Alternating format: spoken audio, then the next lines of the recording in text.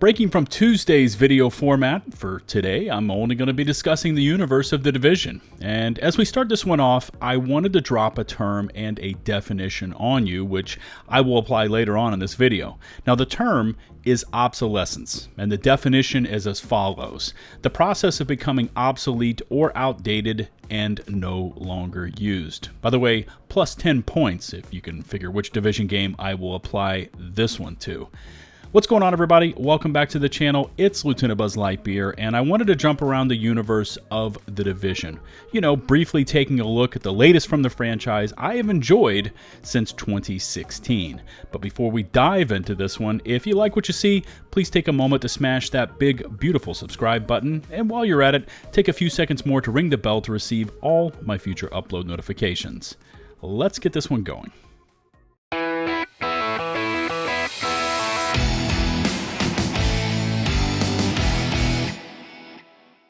First up is the upcoming Division mobile game, Resurgence, and this one feels ice cold, right?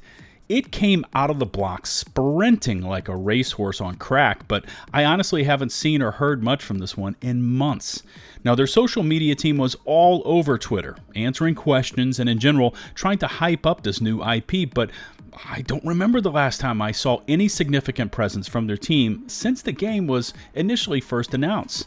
Taking a look at their official site, and the last time any news was posted to this one was back in September, so nearly 2 months with basically nothing. The last time they posted anything to Twitter was back on October 27th, so what's that, 2 weeks?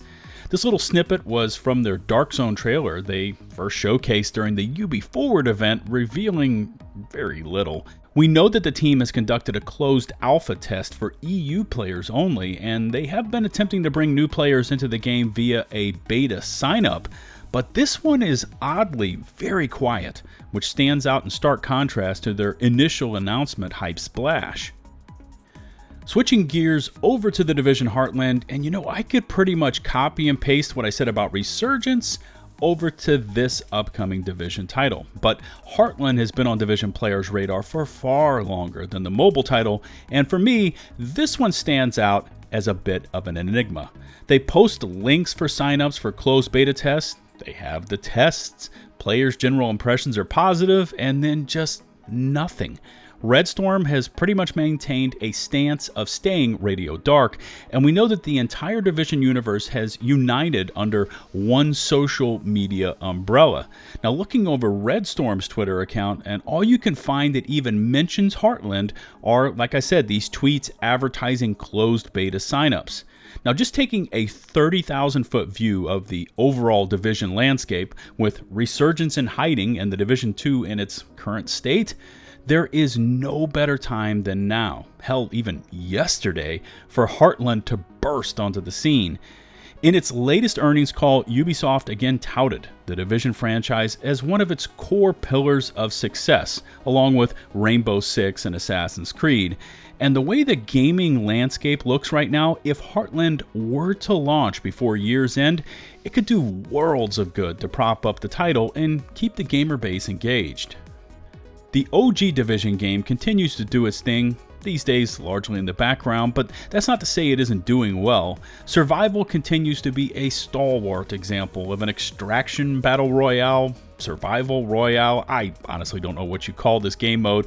All I know is each and every time I queue up for this mode, my pulse doubles and my pupils dilate, and that's something I can say about very few games I have ever played. Now, Global Event Blackout will start at the end of this month on November 28th, which is basically free and unlimited shock ammo, and who doesn't want that, right? Console Last Stand groups continue to log on and terrorize that mode every week, and even to this day, years after the launch of the Division 2, I still receive weekly messages from longtime agents wondering why the original game wasn't continued and expanded upon. You know where I stand on this original vision for the Division universe, and by the way, just thinking about the feels this game gives me makes me want to create another new agent, log on, and enjoy Brooklyn all over again. off of the original Division game over to the Division 2, and with this topic, we also need to touch on the Division 3. Now, earlier this week, we received a notice on Twitter that most of the planned new content for the Division 2 would have to be again delayed due to a technical bug with a piece of Massive's suite of software. 2 days ago, from the official Division game Twitter account, we got our first look at this new amended roadmap, and it was here that agents noticed that Season 10 and the holiday event were pushed back to December. Season 11, which was originally touted for December, was pushed back to early 2023, and Year 5, including the Descent game mode, were now pushed to spring 2023. Of course, you can expect the public responses and/or the backlash, which has pretty much become the norm when it comes to any announcement from Massive, because the base is now accustomed to delays. One piece of info that kind of flew under the radar is the fact that Title Update 16.3 is planned to go live next week, and this one should include fixes to the initial invisibility glitch, the one that was causing players to be temporarily banned as a known offense. There's also various Shade Paragon apparel event cosmetic clipping issues included with this one. Now, both of these issues are under the heading of Fix Ready on the known issues board, but the Foundry Bulwark gear set, which is a known problem and something I have broken down here on the channel several times, is still a bit of a dilemma. You see, it's showing under the tab of In Progress, but if you expand the tab, it shows as a fix planned for TU 16.3, which, like I said, is next week. Whether this means it will definitely be in next week's patch or not is still not known. Long-term issues like the Shrapnel Trap and PvP and Picaro's holster still remain anchored and investigating. I also don't see anything concerning the Stealth Summit Floor 10 XP nerf that was supposedly not supposed to go live when it did, or anything mentioned about refunds to players that were charged premium credits over textiles when attempting to purchase vanity items. Like I teased a little earlier, we're going to finish this one up with the Division 3, and just being upfront here, I don't have any news concerning when or if this one will ever happen, just dropping the facts here, but what I am seeing is what feels like a growing sentiment from within the community that the Division 2 has run its course. It has served its time and reached the end. Like I laid out in the intro, it has entered a period of obsolescence. Each and every time the game does receive an update, and not throwing shade here, just being honest, but every time something is added or fixed, 3 other things become broken and unusable.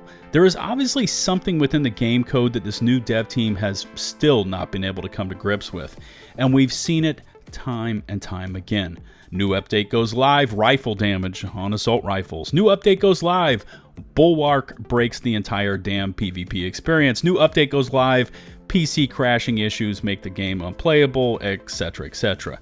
PvP is still riddled with game-breaking problems. New content consists of new manhunt targets only that, while the new lore is cool, lasts for about an hour, and then the game is tabled for another couple weeks until the next target goes live. Of course, all of this leads us to the natural tendency to look to the future and the hopes pinned on the Division 3. Now, if the Division 2 is clearly costing more in repairs and upkeep than a new version, when can we look for any news on this one? And I wish I had something positive or substantial to report about this happening anytime soon or at all, but I don't. Massive is clearly focused on other more lucrative and larger projects, and while we have seen messages from the current dev team that they are expanding, the needed firepower to main the development of the Division 3 is simply not there. One could argue that another studio could handle the development, but the question is, would Massive relinquish the lead on a game they have led since 2013? Odds are probably not. And this is where the hopes that the Division 3 work has started is pretty much stalled over and done with. An effort like that would take huge dollars and tons of new and experienced dev team members, and as far as I can see, that's not what Ubisoft has planned for this franchise. Again, I wanted to stress that I'm not saying that it will never happen, it's just something I don't see happening anytime soon. Now, paired up with this discussion of the Division 3 is another message I have seen via DM several times. Let's call it a theory that once Resurgence and Heartland launch, the Division 2 will enter full-on maintenance mode, almost that it still exists solely to keep players interested in the franchise until the new blood arrives. Again, I have no proof of this. There's certainly a world where this scenario makes sense. I guess we'll just have to see when or if this actually happens. As always, drop me a comment on anything I discussed today, and I will do my best to respond. Make sure to smash that sub button for more intensive Division content, and ring the bell to receive those upload notifications. If you could take a few seconds more to rate and or share this video, it would be greatly appreciated. Don't forget, you can find and follow me on Twitch, Twitter, and of course, over on my community Discord server. Links to all my socials can be found in the video description and pinned comments below.